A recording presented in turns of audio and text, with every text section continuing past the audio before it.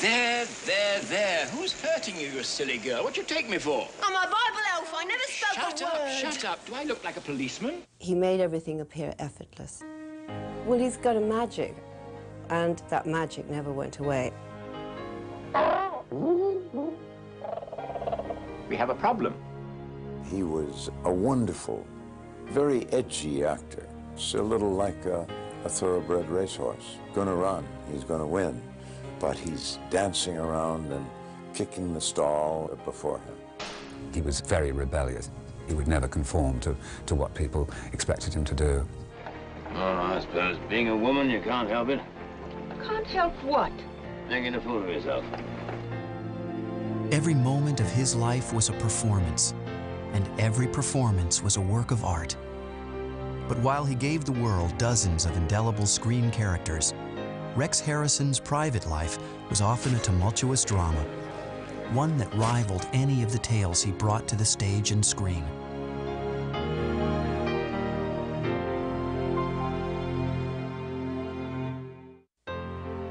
Reginald Carey Harrison was born on March 5, 1908 in Huyton, England, a small rural town just 8 miles from the bustling seaport of Liverpool.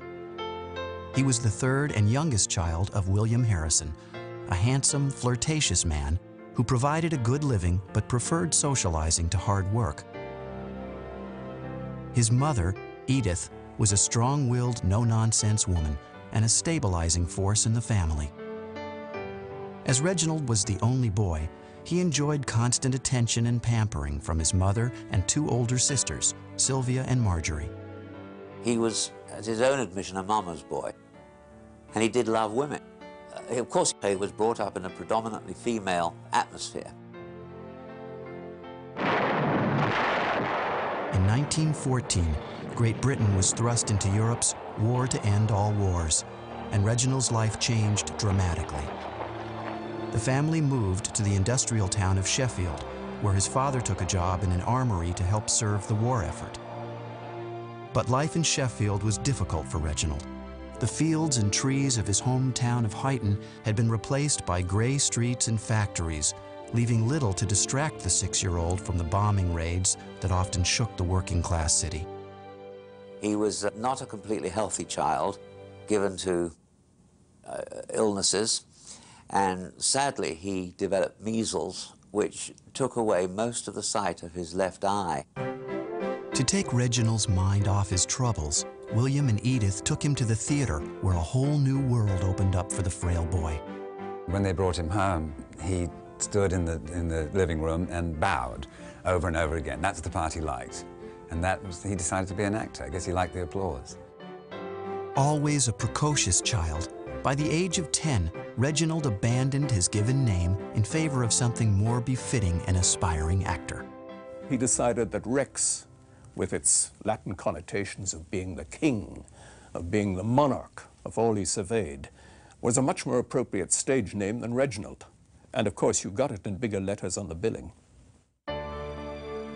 After World War I ended on November 11, 1918, the Harrisons left Sheffield and relocated to Sefton Park, just outside Liverpool. Rex was enrolled at Liverpool College, where he immediately joined the school's Junior Dramatic Society. In 1922, when the 14-year-old won his first role in a school production of A Midsummer Night's Dream, he realized there was more to acting than applause and became determined to master his craft. In 1925, upon completing his formal education, Rex was accepted at the Liverpool Repertory Company as an actor in residence.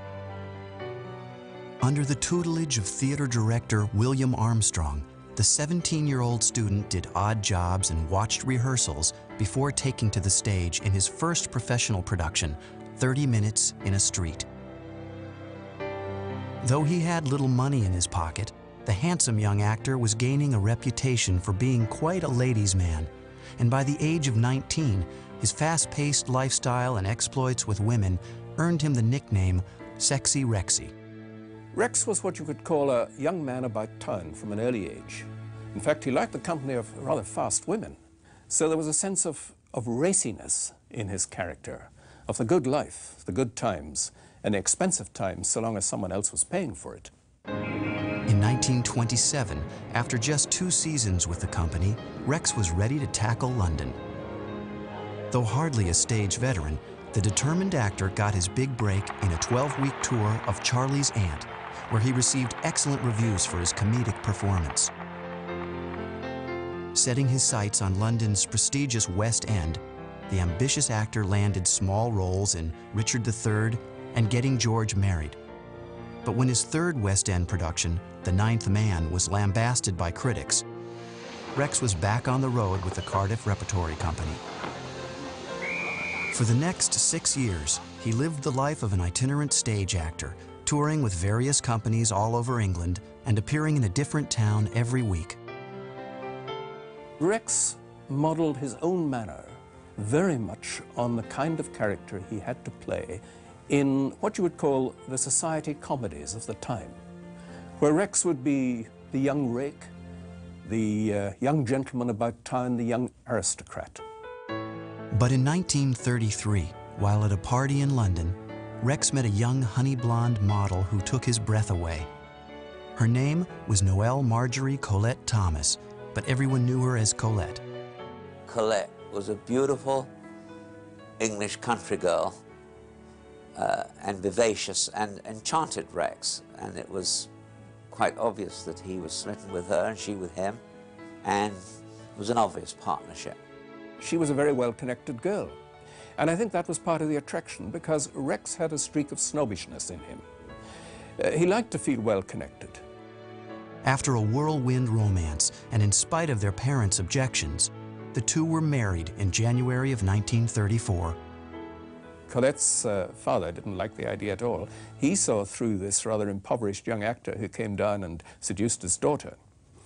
But Rex was well matched by Colette, because in his women, he liked that sense of sporty combativeness. The newlyweds took a small flat in London where Rex was determined once again to break into the city's famed West End theaters. Years of touring had seasoned the confident 26-year-old into a fine comedic actor, and he quickly won small parts in various London productions. His good looks and growing reputation also earned him cameo roles in a series of low-budget films, including The Great Game, School for Scandal, and Leave It to Blanche.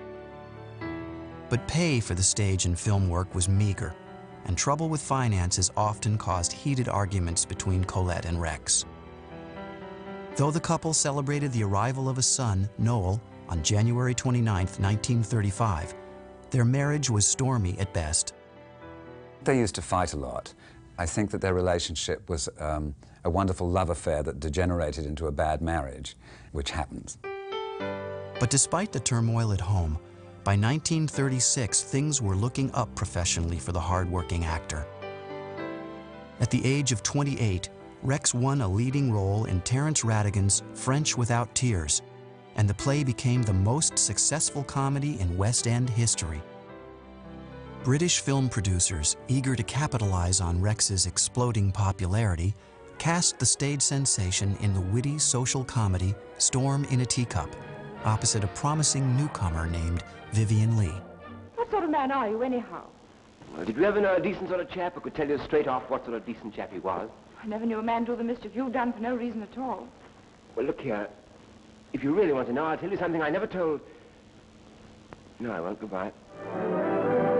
Impressed by his polished performance in Storm in a Teacup, director King Vidor offered Rex a supporting role in the taut social drama The Citadel, co-starring Rosalind Russell and Robert Donat. After 10 long years of struggle, Rex Harrison had become one of Britain's most popular actors. Now cocky and confident, he was ready to take Hollywood by storm. But unfortunately, another storm was coming, one which would threaten both his career and his country.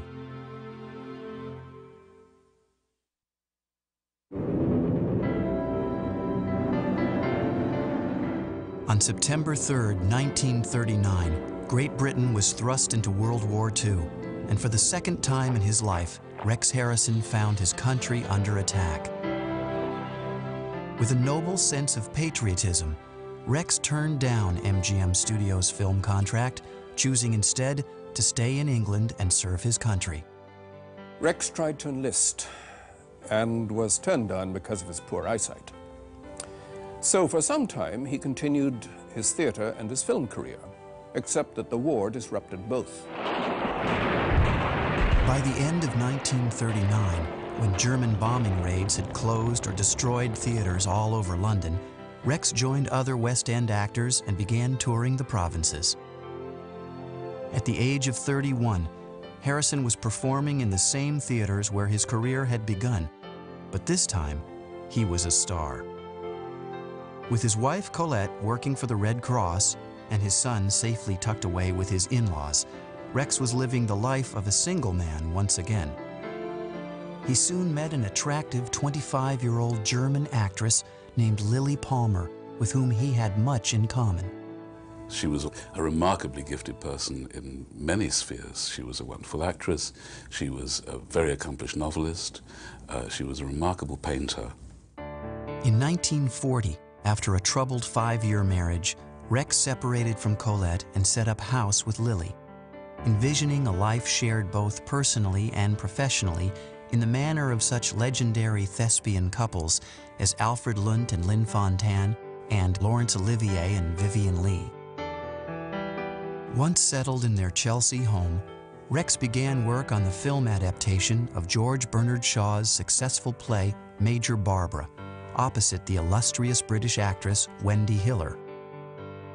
During the film's production, the actor had the opportunity to meet the legendary playwright when Shaw visited the set on his 84th birthday.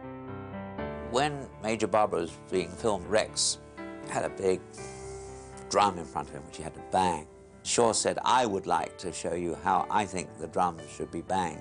And Rex took direction from Mr. Shaw, maybe better than from anyone else. Although Shaw considered Rex the premier interpreter of his work, the movie opened to mixed critical reaction and suffered from unfavorable comparisons to Shaw's Pygmalion, starring Leslie Howard and Wendy Hiller, which had been released a year earlier. During this same time, the accomplished actor toured England performing in numerous plays. He also appeared in a series of films designed to boost public morale, including the enormously popular spy thriller Night Train to Munich, starring Margaret Lockwood. Lovely lady in distress meets a gentleman of many identities on a non-stop thrill trip. And what thrills it gives you. Are you just going to sit there and do nothing? Now, please, don't mix. Don't you realize what this means? Yes, I do. But he has a gun and I haven't, and he's got a couple of reserves next door. Who'd you take before, Bulldog Drummond? England's entertainment industry had reached its lowest point during World War II, but Rex managed to continue working in both film and theater. He hadn't given up on his desire to serve in the military. In 1942, after appealing to the Royal Air Force Board, Rex was accepted into the RAF Voluntary Reserve. Guiding the planes back, issuing instantaneous commands, making split-second decisions, making sure he was continually obeyed. This reinforced Rex's own arrogant character. Brimming with confidence and pride, the 35-year-old actor decided to make things more permanent with Lily, and on January 25, 1943, the two were wed. For the next 2 years, Rex and Lily enjoyed their new life together amidst the air raids, blackouts, and food rationing of the continuing war. And on February 19, 1944, the couple celebrated the birth of a son, Cary Alfred. Ironically, my mother says he was happier during those years when he was going off to serve on bitterly cold nights in the RAF than at any other time in his life. That same year, his tour of duty completed, Rex was honorably discharged from military service and returned to making films for the war-weary nation. Rex and Lily made their first film together, The Rake's Progress, and audiences and critics alike applauded Rex's seductively rakish performance, as well as the obvious screen chemistry between husband and wife. Rex and Lily were offered contracts. Rex by 20th Century Fox and Lily by Warner Brothers, if they would go over to Hollywood and make movies there. Leaving their infant son behind with Lily's parents, the couple boarded the Queen Mary and made their way to America in 1945, along with a ship full of returning GIs. The refined British actor had accepted a 7-year contract with 20th Century Fox, and his meager officer's pay was replaced with a royal salary of $4,500 a week.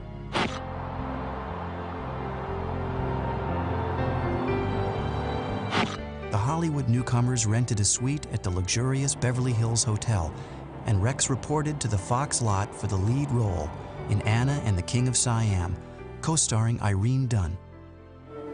To familiarize U.S. audiences with British stars, executives like Darryl Zanuck, production chief of 20th Century Fox, are signing up such actors as Rex Harrison, slated for Anna and the King of Siam.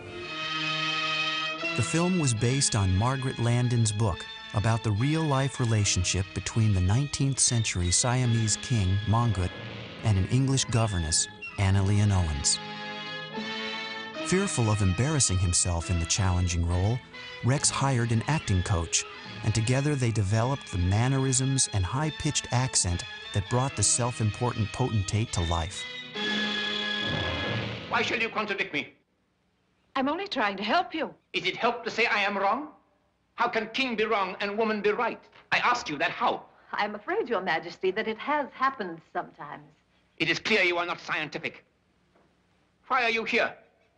Because you told me you intended opening my school today. My astrologers are fools. How can this be a good day for schools? You may go. Rex was always difficult to work with because Rex had a very clear idea of how the character should be played. He was not a man who took direction easily. On the other hand, Rex's instinct was frequently right. Anna and the King of Siam was a huge hit and firmly established Rex Harrison as a bona fide movie star. A major event in the world of motion pictures, the premiere of Anna and the King of Siam. On the left, Rex Harrison with Mrs. Harrison. He's the star, along with Irene Dunne, in Anna and the King of Siam. Riding high on success, Rex found an unusual and intriguing script about the romantic notion that love transcends death. The Ghost and Mrs. Muir, in which he starred opposite Gene Tierney, cast Rex as the spirit of an arrogant sea captain who falls in love with a woman he can never touch. How dare you say that? Because it's true. You were fond of him, perhaps, but you didn't love him.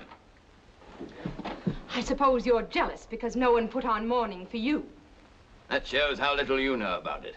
Some poor, misguided female, no doubt. 3 poor, misguided females, to be exact.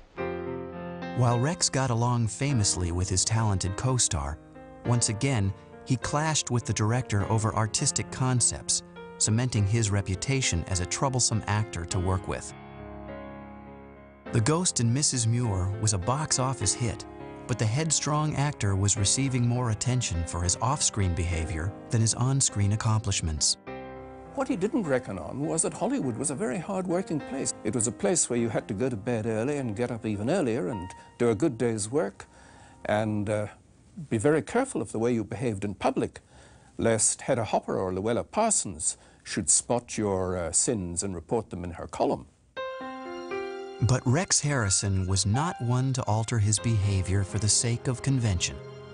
He began a very public affair with 28-year-old actress Carol Landis, who offered Rex the kind of danger and excitement that was missing in his 5-year marriage to Lily. Landis herself was no stranger to bad publicity.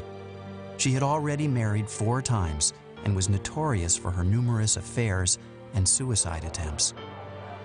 While gossip swirled around the flamboyant couple, Rex's growing popularity remained undiminished, and in 1948, he joined forces with famed comedy director Preston Sturges to star in the wicked comedy Unfaithfully Yours, opposite Linda Darnell.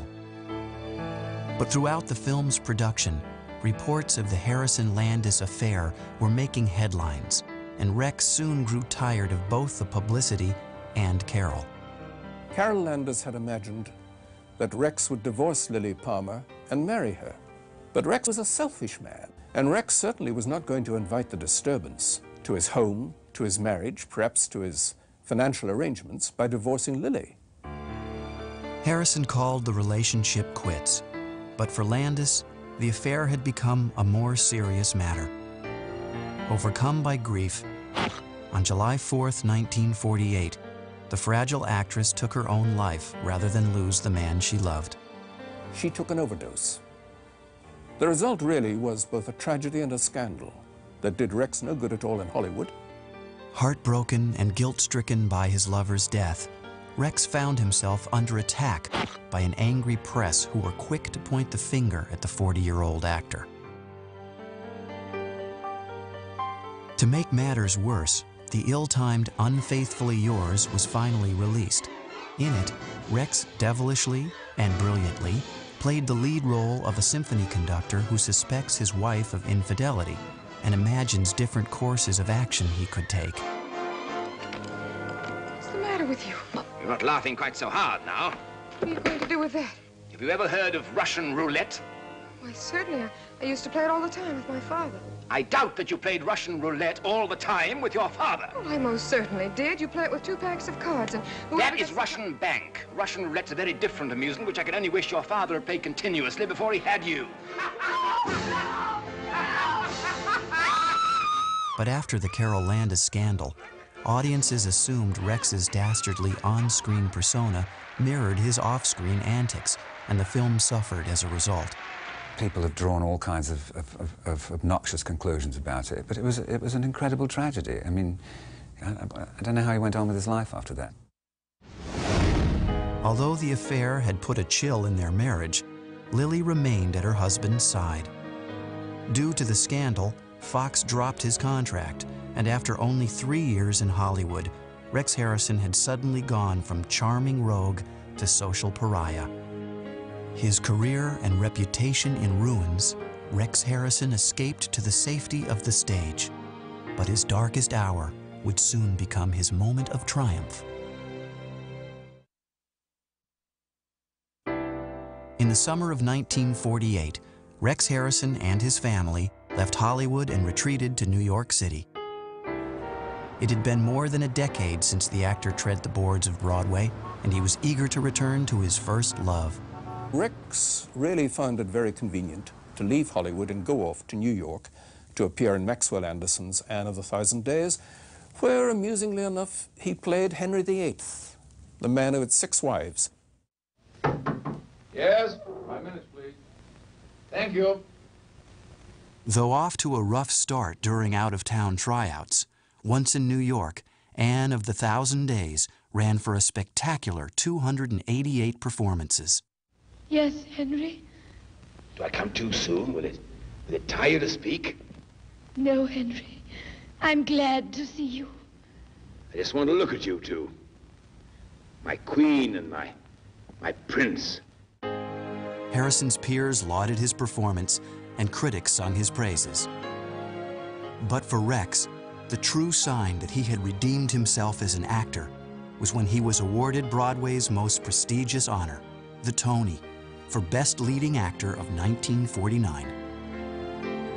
Broadway work continued, and in 1950, Rex and Lily appeared together in Bell, Book and Candle, and even returned to Hollywood the following year to star in The Four Poster, a light-spirited bedroom farce about manners and morals.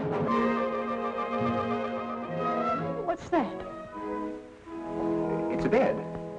I can see that. Built for a lifetime, guaranteed. We can pass it on to our children. Our who? After 7 years of marriage, Rex and Lily were finally on the cusp of joining the ranks of Lunt and Fontanne.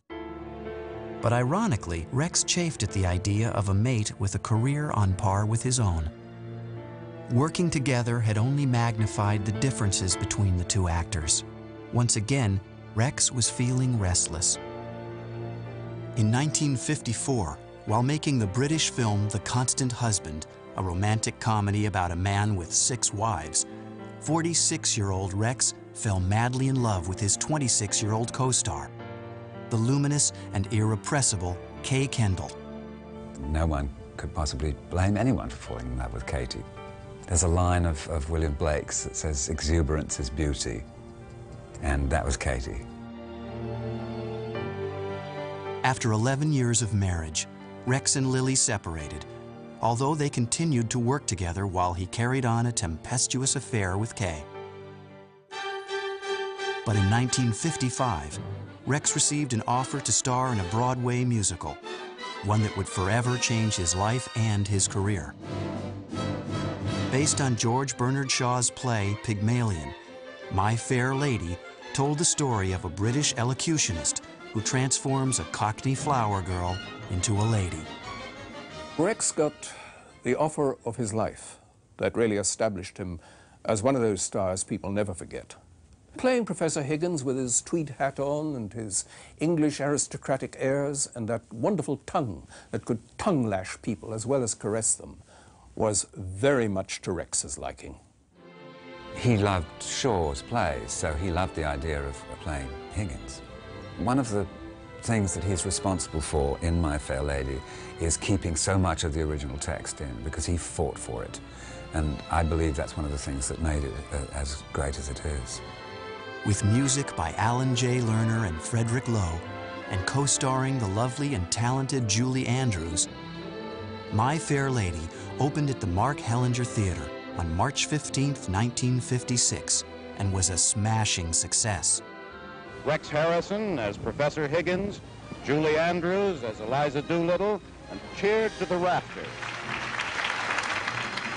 After running for a year and a half to standing room only audiences, Rex took home his second Tony Award, and at the age of 48, he became the reigning king of Broadway. There's no escaping the fact that for him it was the one in a million, where everything comes together for an actor. He was both a matinee idol and a light comedian, and also an actor of some gravity and subtlety. And it was so perfect for him. After the success of My Fair Lady, Kay and Rex moved into a charming seafront cottage on the Long Island shore, where they reveled in the company of old money socialites and indulged in a reckless, playful lifestyle. But after only 6 months of unwedded bliss, the actor's life was turned upside down when he received shocking news. One day, Kay's doctor sent for Rex and said, "Your good friend Kay Kendall is suffering from leukemia. I've not told her that." When Rex confronted his wife, Lily, with the details of Kay's illness, he received a startling response. Lily said to Rex, "The only thing to do is this. You and I get a divorce. You marry Kay, live with her as long as Kay lives, and after that I'll remarry you." On June 23, 1957, at the age of 49, Rex Harrison wed for the 3rd time, knowing even as the vows were being read, that the marriage would never last. Rex devoted every possible moment to his new bride, and even worked with her in The Reluctant Debutante, a charming comedy starring Sandra Dee and John Saxon. Rex Harrison, the inimitable star of My Fair Lady. Kay Kendall, the fabulous comedienne of Les Girls. Jimmy? Jimmy, are you all right? Yes. No! For 2 years, Rex and Kay were inseparable. But on September 6, 1959, Kay Kendall passed away at the age of 32. Nothing in his life had prepared Rex for the devastation he felt after Kay's death, and he sought solace in the arms of his ex-wife, Lily Palmer. My mother, was appalled by what she experienced as having her husband stolen from her by Kay Kendall, and I don't think that, she may have forgiven him, but there was no possibility of closeness. Tormented by his emotions and now suffering the loss of both women, the 50-year-old actor was once again the focus of unwanted media attention. And he was beginning to question whether his professional accomplishments would ever outshine his turbulent personal life.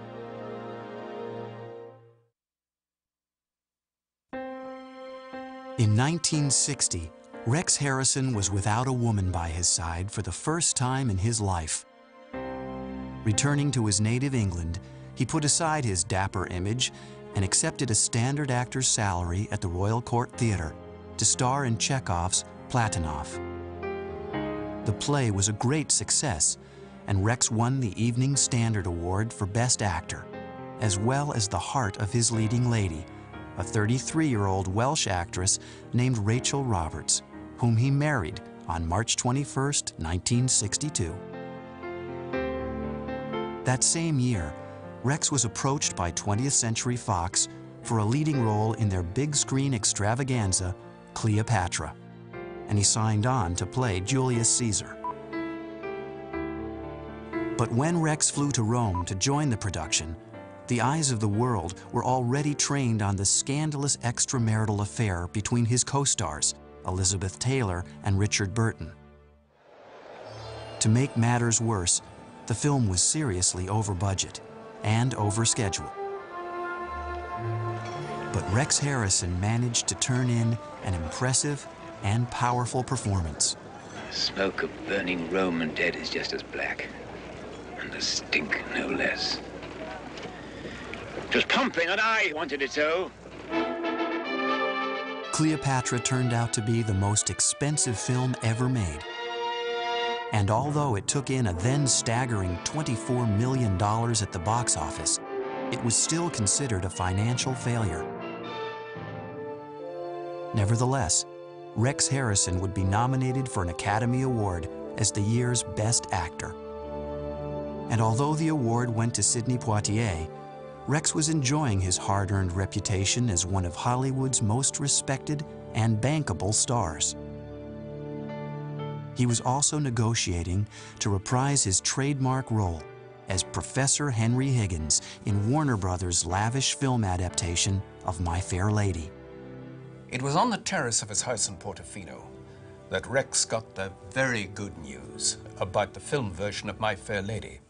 And Rex threw his arms out like that and said, "By George, I've got it."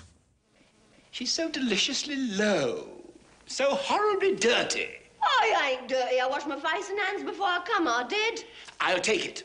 I'll make a duchess of this draggle-tailed gutter snipe. Ow! We'll start today.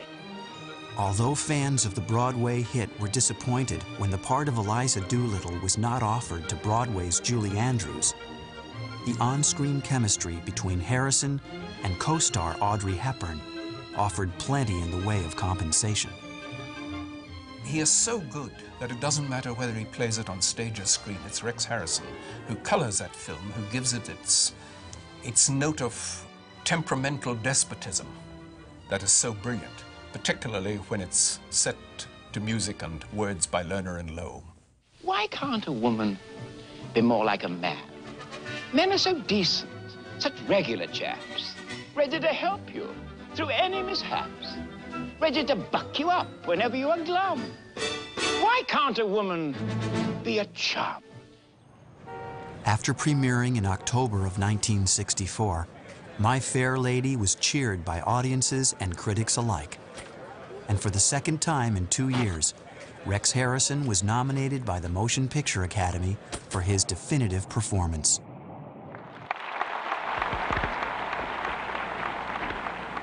Rex Harrison. Hold it up.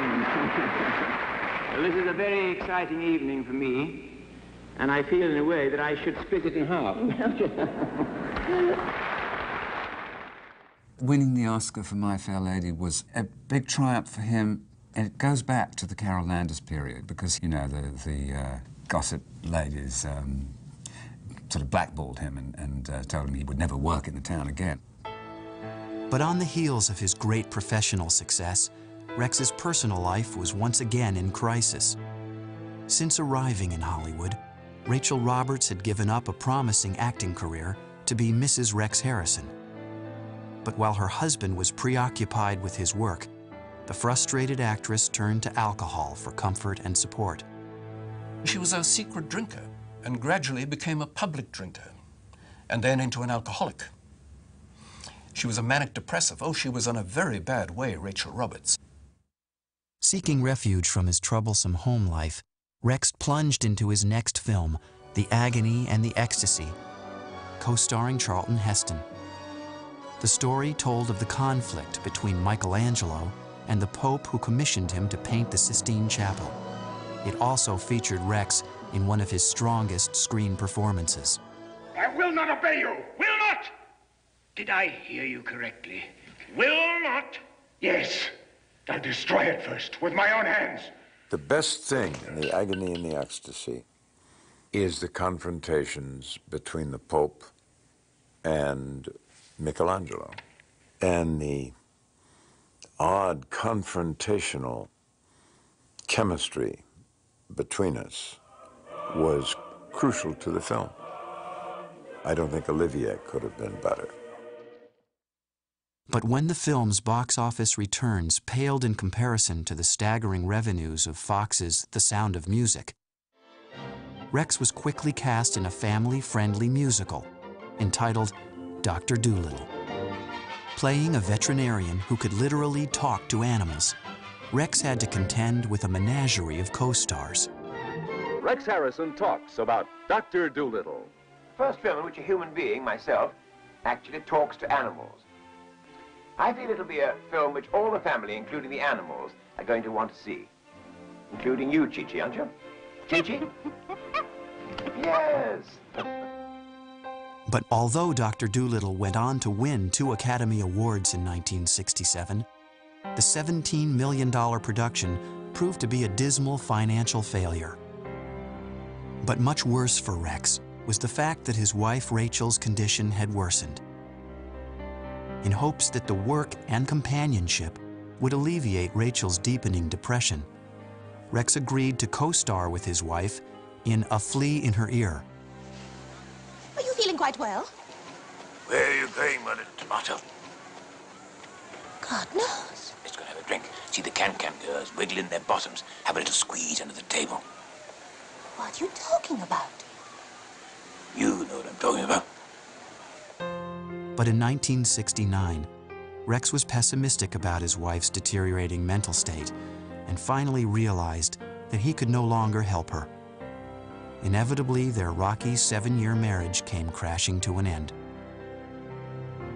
Rex Harrison had lived life to the limit, and his constant womanizing and love of life's finer things had left him alone and kept him from his one true love, the stage. But as the aging star faced the final act of his life, he still searched for applause and one final bow.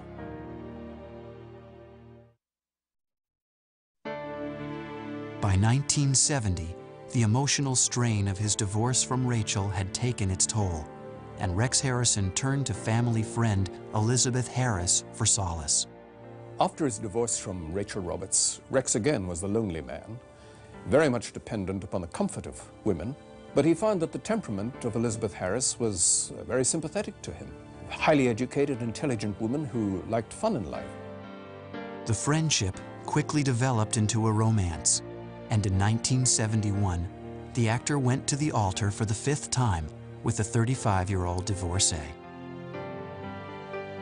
But Rex soon discovered that life with a woman whose world revolved around her 3 small children was not a life for which he was well suited. Rex was demanding and hadn't been used to being in a family situation. His was very much a couple scene as opposed to a family scene. Good, he really tried, but I didn't feel that he tried enough. In 1974, Rex busied himself with a new pursuit and penned a witty, revealing autobiography which was well received by fans and critics alike. But this distraction did little to help his ailing marriage, and once again, Harrison found himself in the dubious position of leaving another woman he loved. Over the next 2 years, Rex performed in 6 plays, including a one-man show the performer created based on George Bernard Shaw's theater critiques. And in 1977, while attending a New Year's Eve party in Monte Carlo, Rex met a sophisticated beauty named Mircea Tinker. The following year, Rex asked her to become his bride and was inspired to publish a book of love poems entitled If Love Be Love. Now 70, Rex's age and failing eyesight was threatening his ability to work, but nothing could keep the irascible actor off the stage. He'd told Mercer, if the doctors say there's anything serious with me, I don't want to hear about it. I don't want to know about it. I'm doing a play. Rex worked non-stop over the next 5 years, appearing in such productions as The Kingfisher, co-starring Claudette Colbert, the 25th anniversary revival of My Fair Lady, and Shaw's Heartbreak House. The tireless thespian had become one of the most respected actors in the world. But his greatest honor was achieved at the age of 82, when he was invited to kneel before the Queen for a knighthood. You couldn't possibly get a knighthood if you'd been married more than once or lived abroad. So there was a major breaking of the rules, and I'm sure he appreciated that, even though it did come extremely late. For Rex, who had proudly lived the life of an English gentleman, it was a moving experience and the honor of a lifetime. Do you enjoy it as much as you did 50 years ago? Yes, I love it. It's my life, really. On November 20th, 1989, Sir Rex Harrison opened on Broadway in The Circle, co-starring Stuart Granger and Glynis Johns. He could hardly see, and he had obviously paced out the stage, and he gave this performance, and you wouldn't know there was anything wrong. And the sheer terror it must have been getting up on stage when you couldn't see. But only 6 months into the play's run, Rex's declining health forced him to leave the production. When doctors diagnosed the actor with pancreatic cancer, the family agreed to keep the news from him until the very end. On June 2nd, 1990, Sir Rex Harrison died at the age of 82, with his 6th wife by his side. And at the actor's request, his ashes were spread along the Mediterranean coast. Damn, damn, damn, damn! I've grown accustomed to her face. For more than 60 years, Rex Harrison ruled the stage and screen, appearing in over 100 films and plays, and in the process, earning 2 Tonys, an Oscar, and a knighthood. Rex was, in fact, a kind of a thorny guy. There you are. But he was so good, it was worth the trouble it took. In many ways, he did live for those moments when he could show himself through a part, and he always seems to me to be even more vividly alive in those moments than I knew him to be off stage. If there's a legacy that he left me in terms of being a man, it was to not stand on ceremony and to not be unnecessarily reverent and to not take things too seriously. He never stopped. He never was satisfied. He always would strive for more and more and more. I've grown accustomed to the trace of something in the air, accustomed to her face.